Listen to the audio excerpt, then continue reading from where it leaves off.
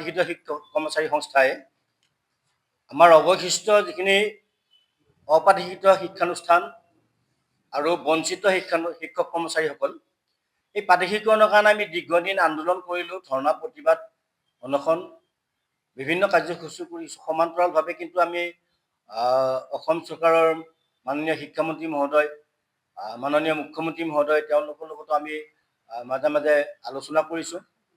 এই আলোচনা কালত আমি যিমানবিলাক দাবী বা যিসমূহ দাবী বা যিকোনো ধাৰা উপধাৰা অৰ্থাৎ 2017-18 চনৰ যিখন পদ পাঠিকৰণ আইন, এই আইনখনৰ যিবিলাক ধাৰা উপধাৰা সংশোধন কৰিলেহে আমি আমাৰ এই অৱশিষ্ট শিক্ষানুষ্ঠানখিনি আৰু শিক্ষক কৰ্মচাৰীখিনিয়ে পাঠিকৰণ পাম। সেই দাবীখিনি আমি সততে শিক্ষামন্ত্ৰী মহোদয়ৰ লগত আলোচনা কৰিছিলোঁ, আমাক আশ্বাসো দিছিল তেখেতে।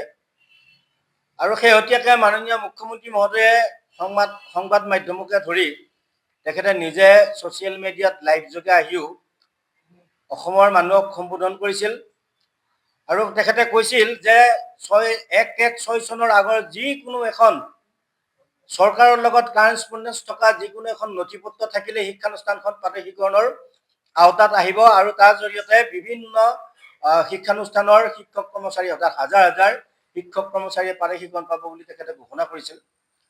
আচলতে আমিও সেইটোকে ভাবিছিলোঁ। এই আইনখন 1/1/6 চনৰ আগত স্থাপিত শিক্ষানুষ্ঠানৰ যিকোনো এখন নথিপত্ৰ থাকিলেই পাঠিকৰণ হ'ব এনেকুৱা কথা নহয়। আচলতে এই আইনখনৰ ভিতৰত যিবিলাক ধাৰা উপধাৰা সন্নিৱিষ্ট কৰা হৈছে, এই ধাৰা উপধাৰাবিলাকৰ কাৰণে আচলতে এতিয়া এনেকুৱা হৈছে যে শিক্ষানুষ্ঠানখন হয়তো পাঠিকৰণৰ আওতাত আহিব, কিছুমান শিক্ষানুষ্ঠান শিক্ষকসকল পাঠিকৰণ নহ'ব। নিম্ন প্ৰাথমিক আৰু উচ্চ প্ৰাথমিকৰ এখনো শিক্ষানুষ্ঠান পাঠিকৰণত নাহিব। তাৰ মূল কাৰণবিলাক হ'ল যে নিম্ন প্ৰাথমিক বা উচ্চ প্ৰাথমিকত যিটো 9-10 ইউডাইচ ধৰা হৈছে, এই 9-10 ইউডাইচ থকা যিমানবিলাক শিক্ষানুষ্ঠান আছিল ইতিমধ্যে 13 চন আৰু 21 চনত পাঠিকৰণ হৈছে। অৱশিষ্ট যিখিনি শিক্ষানুষ্ঠান এইখিনি পাঠিকৰণ কৰিব লাগিলে 9-10 যিটো ইউডাইচ সেইটো বাদ দিব লাগিব। আৰু আমি চৰকাৰক এটা কথা সুধিব বিচাৰিছোঁ, যদি শিক্ষানুষ্ঠান 1/1/6 চনৰ আগত স্থাপিত হোৱা চৰকাৰী কাৰেছপণ্ডেঞ্চ থকা চৰকাৰৰ লগত এখন ডকুমেণ্টেৰে যদি শিক্ষানুষ্ঠানখন 1/1/6 আগত স্থাপিত বুলি প্ৰমাণ হয়, তেতিয়াহ'লে 9-10 ডাইচটো কি কাৰণে প্ৰয়োজন?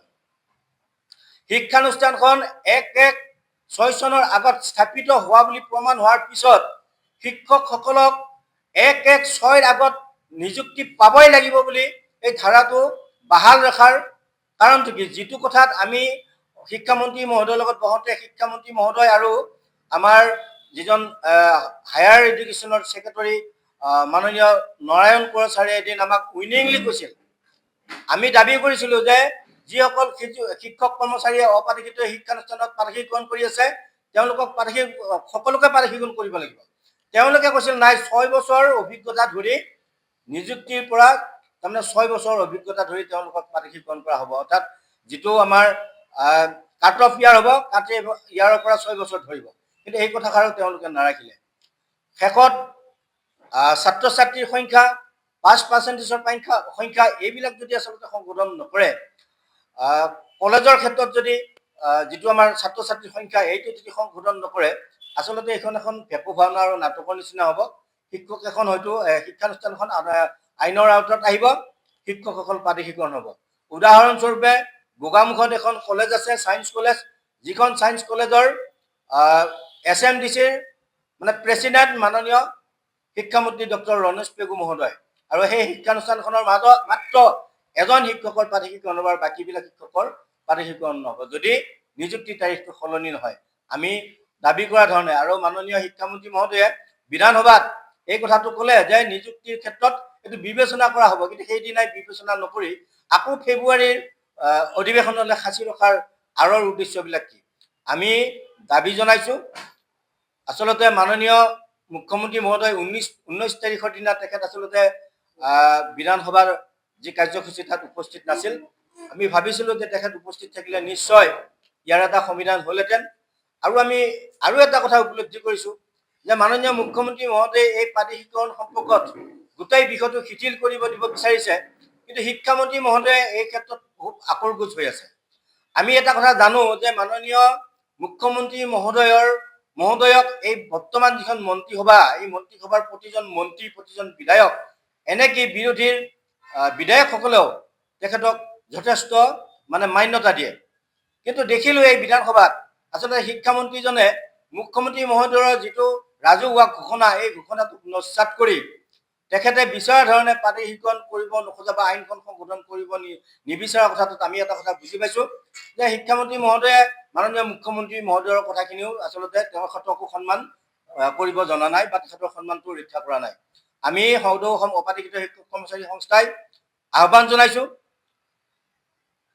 অতি সোনকালে অৰ্থাৎ এই বিলখন মাননীয় ৰাজ্যপাল মহোদয়ৰ ওচৰত নাযাওঁতে বা তেখেতৰ স্বাক্ষৰ নোহোৱাৰ আগতেই আমাৰ মুখ্যমন্ত্ৰী মহোদয়ৰ নেতৃত্বত এখন সৰ্বদলীয় বিধায়নী দলৰ সভা পাতি, য'ত সকলো দলৰে বিধায়কবিলাকক মাতি আমাৰ এই জ্বলন্ত যিটো সমস্যা, পাঠ্যক্ৰমৰ সমস্যা, আপোনালোকে দেখিছে আমাৰ শিক্ষকসকল সকলোবিলাকে 50ৰ ঊৰ্ধৰ, কিছু সংখ্যকৰ 2 বছৰ, 1 বছৰ, 6 মাহ, 2 মাহ, 3 মাহ আছে। আৰু এই শিক্ষকবিলাকৰ মুখৰ ফালে চাই আৰু শিক্ষকবিলাকৰ পৰিয়ালৰ ল'ৰা ছোৱালীবিলাকৰ ভৱিষ্যতৰ কথা চিন্তা কৰি 14 দিন নহওঁতেই অৰ্থাৎ আজিকালিৰ ভিতৰতে মাননীয় মুখ্যমন্ত্ৰীয়ে এই সভাখন আহ্বান কৰিব বুলি আমি আশা কৰিছোঁ। এই আহ্বান কৰি আমাৰ যিটো শিক্ষকসকলৰ নিযুক্তিৰ তাৰিখ 31/12/2010 এইটো সলনি কৰি আমি দাবী কৰা ধৰণে 31/12/2018 এইটো কৰিব লাগে।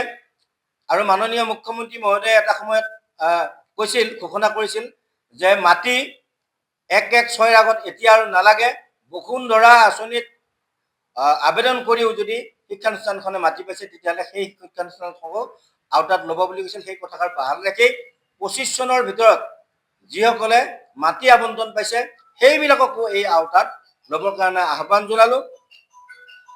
নিম্ন প্ৰাথমিক আৰু উচ্চ প্ৰাথমিকত ইউটাইজটো মেণ্ডেটৰী যিহেতু, গতিকে 9-10ৰ ডাইজটো বাতিল কৰি 18-19ৰ ডাইজটো ধৰিলে অৱশিষ্ট শিক্ষানুষ্ঠানখিনিয়ে ন্যায় পাব, শিক্ষকসকলে ন্যায় পাব, সেইটো বাহাল ৰাখিব লাগে। 18-19টো ৰাখিব লাগে।